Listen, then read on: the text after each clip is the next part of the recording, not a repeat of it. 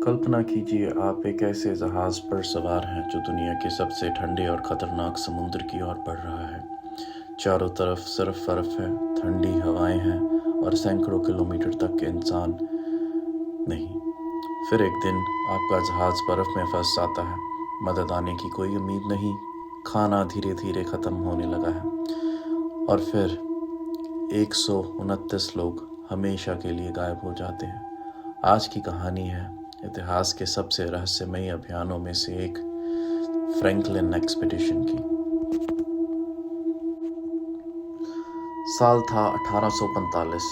उस समय ब्रिटिश साम्राज्य दुनिया की सबसे शक्तिशाली ताकतों में से एक था, लेकिन एक चीज अभी भी उनके लिए रहस्य बनी हुई थी। क्या यूरोप से एशिया तक जाने का कोई छोटा समुद्री रास्ता मौजूद था? इस रास्ते को कहा जाता था नॉर्थ वेस्ट पैसेज। अगर यह रास्ता मिल जाता तो व्यापार और नौसेना दोनों के लिए यह एक बड़ी जीत होती। इस मिशन के लिए चुने गए अनुभवी अधिकारी थे सर जॉन फ्रैंकलिन और उनके साथ थे 128 और नाविक। दो जहाज तैयार किए गए, HMS एरबस और HMS टेरर। नाम सुनने में ही डरावने लगते हैं, लेकिन किसी को अंदाज़ा नहीं था कि ये जहाज़ एक दिन अपने नाम के अनुसार इतिहास का हिस्सा बन जाएंगे। मई 1845 में यह अभियान इंग्लैंड से रवाना हुआ। हजारों लोगों ने इन्हें अलविदा कहा। किसी को नहीं पता था कि यह आखिरी बार होगा जब उन्हें जीवित देखा जाएगा।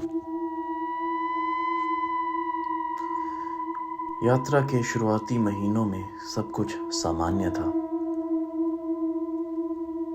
जहाज धीरे धीरे उत्तर की ओर बढ़ते गए।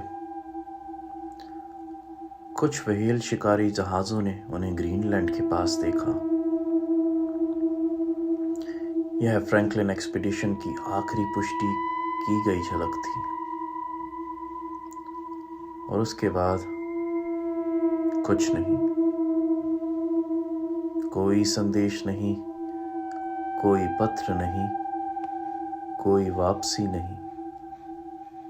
ऐसा लगा जैसे पूरा अभियान पृथ्वी से गायब हो गया हो। लेकिन असल में उनके साथ कुछ भयावह होने वाला था।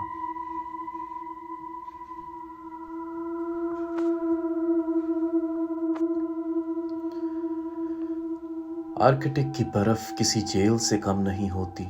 एक बार जहाज उसमें फंस जाए तो महीनों तक हिल नहीं सकता। यही फ्रैंकलिन एक्सपीडिशन के साथ हुआ। जहाज मोटी बर्फ में फंस गए।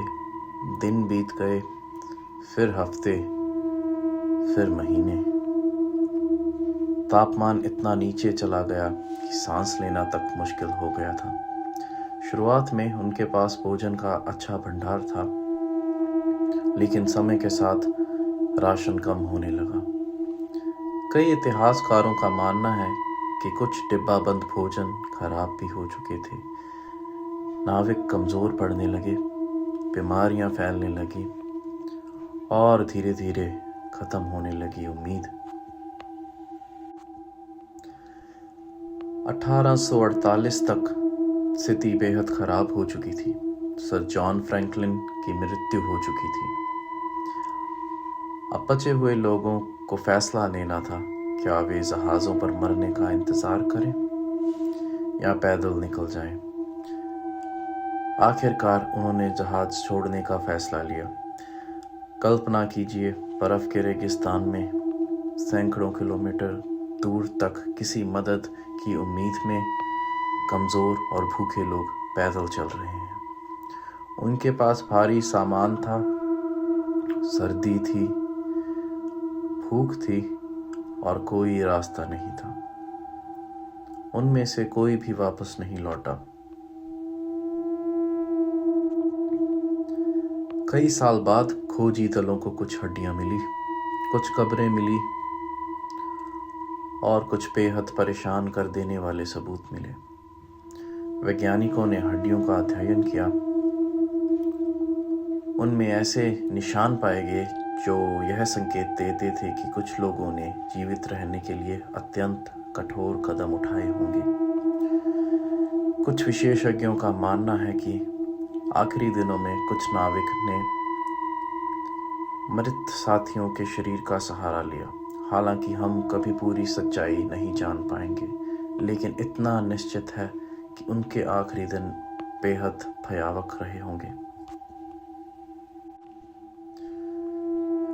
सबसे अजीब बात यह है कि पूरे रहस्य का जवाब कभी नहीं मिला। जहाज आखिर मिले तो सही, लेकिन बहुत बाद में। 2014 में एरिबस का मलबा मिला और 2016 में टेरर का, लगभग 170 साल बाद। फिर भी कई सवाल आज भी अनुरित हैं। आखिरी दिनों में वास्तव में क्या हुआ? आखिरी दिनों में वास्तव में क्या हुआ? कितने लोग आखिर तक जीवित रहे और उनके अंतिम शब्द क्या रहे होंगे? आर्कटिक की बर्फ आज भी इन सवालों को अपने अंदर छिपाए बैठी है।